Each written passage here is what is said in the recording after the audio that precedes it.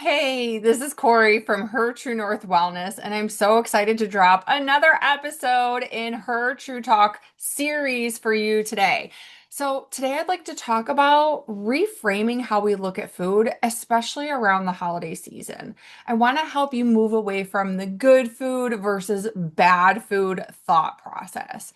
Because if you've ever felt guilt, shame, or stress over a plate of food, this is for you.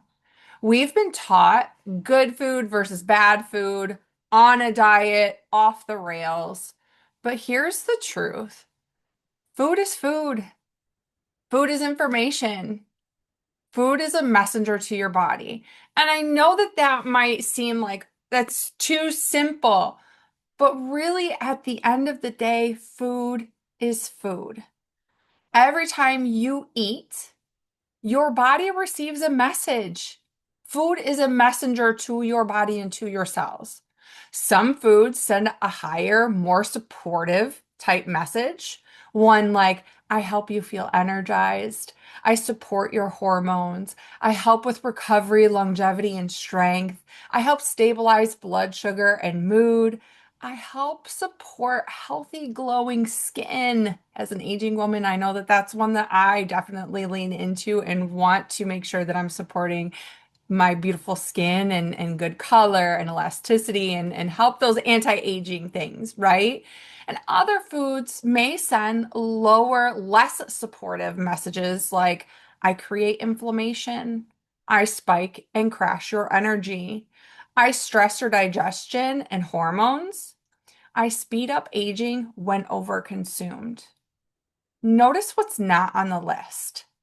Nowhere did I say good food versus bad food or diet food or all of the food. It's about the message and the frequency, the energy of the foods that you are consuming, and what that energy and that message is to your body and how it either helps it thrive or maybe is kind of breaking it down and holding it back. So I want to touch on higher message foods that are more supportive and send higher frequencies of energy to your body. These foods tend to reduce inflammation, support muscle metabolism and hormones, improve energy, sleep, and longevity.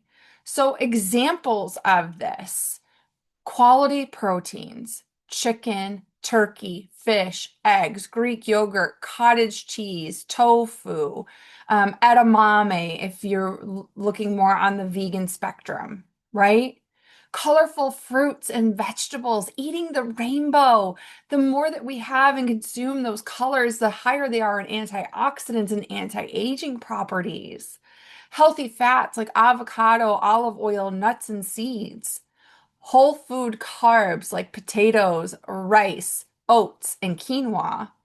Hydration and minerals. These foods help your body thrive. These foods are sending high frequency messages to your body to help it thrive at optimal capacity, right? Where lower messenger foods, lower supportive message foods, these foods tend to increase inflammation when eaten often, spike blood sugar quickly, add stress to the body when they crowd out nourishment. And examples of this would be highly processed sweets and snacks, refined sugars and flours, alcohol, and ultra processed convenience foods. But here's the thing: these foods aren't bad. These foods are all around us, right? And sometimes in a moment of pinch or on the road or you haven't been able to totally plan out a meal or you just need something to get a quick something in, these still can be leveraged. They absolutely have a place, but when we consume more of these low message foods, then we need to understand that our body is not going to operate at the same capacity as it is with the higher message foods that have more of the frequency and energy that our body needs to thrive. So let's talk about creating balance between the two, because this is where I think that we tend to get hung up and we're either on or we're off, or we're in that good food versus bad food, right? This is where I'm on a diet. It's super rigid. I have to be super specific about what I'm eating. And we kind of forget to have a little bit more balance. Or maybe some of you are in this space right now because it's the holidays and it's stressful and it's chaos and there's all the things around us. And you're kind of like, screw it, you throw in the towel, you consume all the lower message foods right now, and then you plan to go back into the higher message foods or the good foods when we go back into the new year.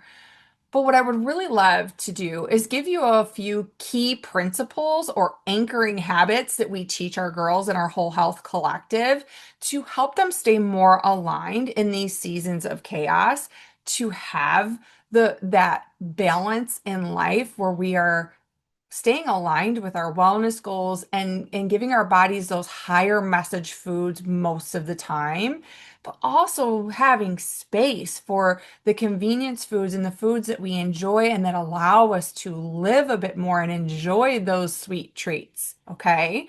So anchoring into these principles. One is lead with higher message foods most of the time. Build your meals around nourishment first. Fuel your cells. Give your body what it needs to have good energy, support your hormones, have good glowing skin, and to feel good, right? Give your body those higher messenger foods at first, and then kind of incorporate some of the lower message foods to enjoy and create balance. Add in, don't restrict. So add in protein, add in a variety of colors, eating the rainbow, add in water. When we get super restrictive and rigid, that's when we have that all or nothing mindset, right? And we tend to be very black and white, and we're either in or we're out. This is a space that we really want to think about, okay, where can I add in a little bit more protein today? Where can I increase my water intake? Where can I have a good big full of all the colors salad or fruit salad, or adding fruit into yogurt, different things like that to give our body those nourishing high messenger foods as well. Number three, enjoy low messenger foods intentionally. This one I think is super important and something that Meg and I speak on a lot. And that is enjoying those, those hell yeah moments, the sweet treats, the holiday foods that you really love and maybe are part of your family tradition, but not just mindlessly doing it. To intentionally choose, I want to have this food, enjoy it while you're eating it.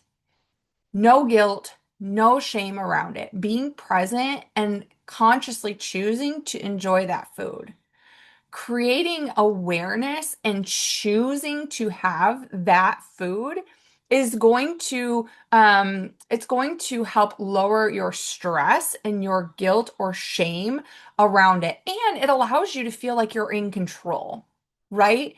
When we just mindlessly do it, or we guilt or shame ourselves over having the cookie or having the holiday treat or whatever it is, that stress or that spiral is far more damaging than what you did when you ate the dessert.